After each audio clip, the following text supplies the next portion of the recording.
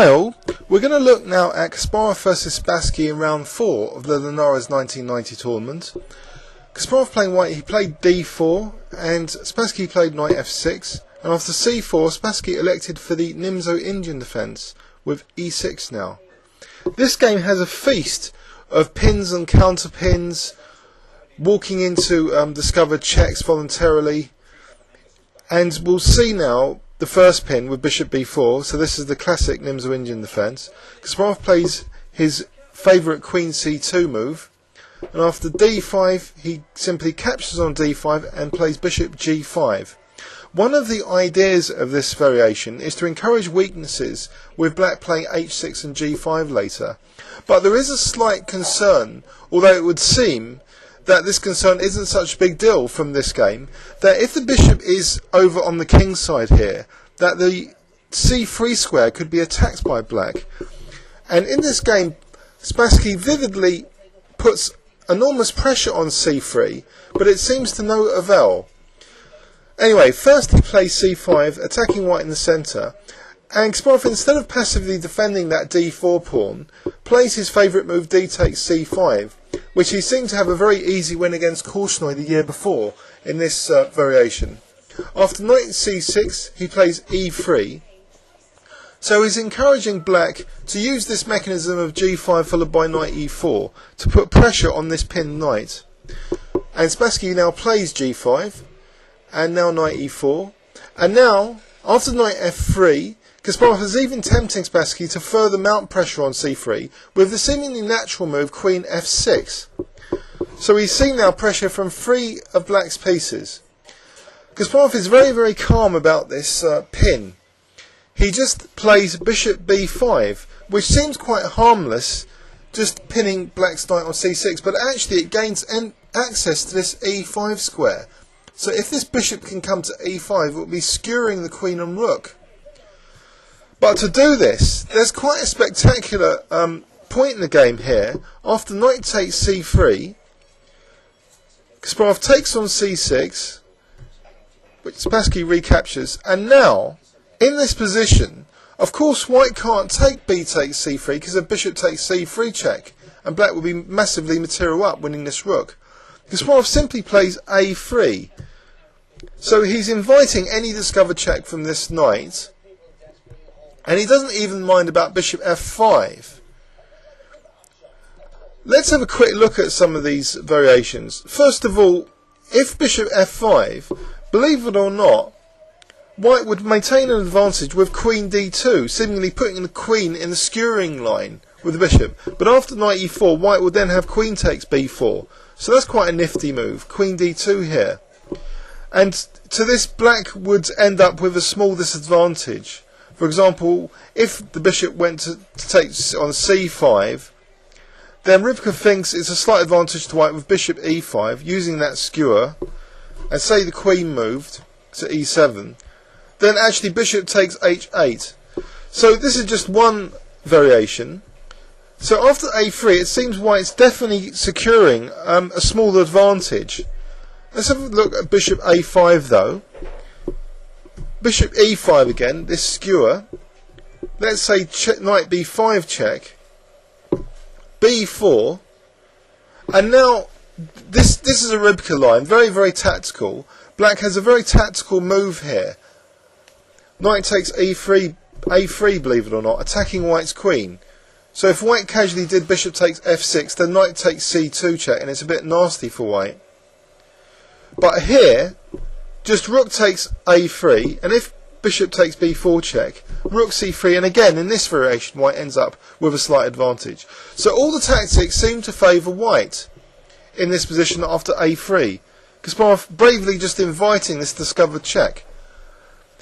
Spassky played g4 though, so Kasparov went in for this skewer now, and after knight e4 check, Kasparov now took on b4, and notice now he's opened up his rook for that pressure on a7, which is very important later.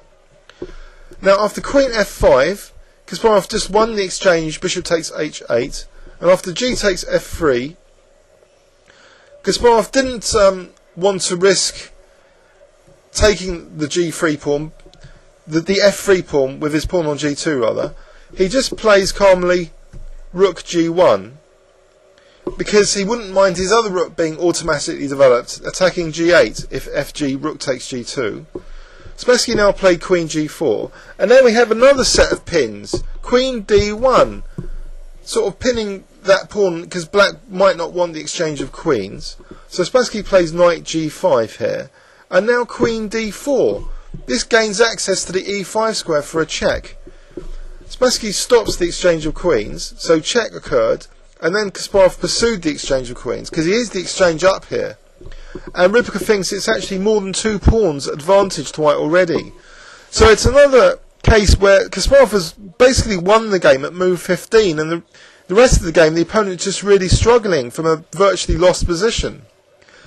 Anyway, Spassky just played queen g6, and after queen takes f3, it's as though Kasparov gave Spassky some hope that he'd trap this bishop on h8 by playing f6. But to win that bishop, black would need a lot of time, and there's no real time with this rook to take it because of this dangerous threat of rook takes a7, as we'll see soon. Queen f4 was played, and after king f7, Kasparov plays f3, so keeping the threats on Spassky. After knight g5, Kasparov now connects his rook just by playing king d2, also stops any queen c2s. And black can't take this rook at the moment. If he tried to take it, then check, and it's actually a mate in 6, according to my analytical assistant, because the queen's coming in to help the rook for a mating net. So that bishop is immune. In the game, Spassky played queen f5, and now Kasparov didn't mind, even in this variation, the bishop being taken. He just played h4, and after the queen exchanges, he doesn't mind his bishop still being trapped. He just played g4. And here Spassky had enough. The reason is that if the rook takes that bishop, then just check, and now rook c7 is very strong. With the idea, first of all, there's rook a1 to a8, which is menacing. But if, say, bishop f7, then also f5 is very strong here, and black's pieces is just stuffed. This knight can't get out very easily. And white can now also just strengthen the rooks on the 7th rank from rook e1 to e7. And say king f8 as an example, then just take, and this pawn's very dangerous. This b pawn's going to march to its queening square, and we might have a horrible variation like this, where white's just easily converting the passed pawn advantage.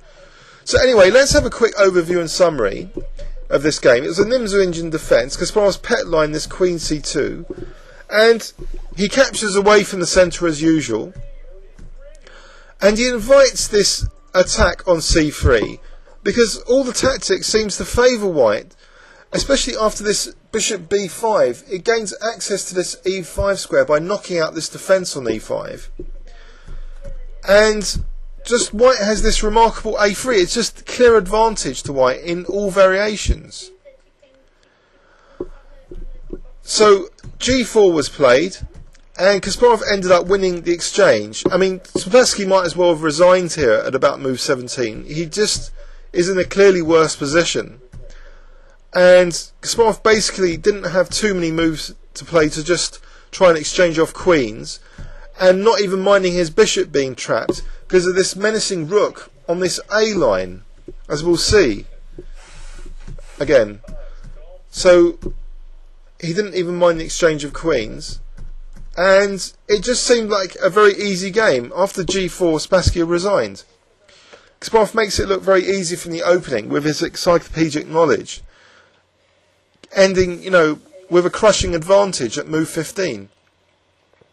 Anyway, I hope you enjoyed that, and may consider taking up this variation against the Nimzo-Indian, as it's certainly made to look quite easy to play. Thanks very much, and see you on YouTube.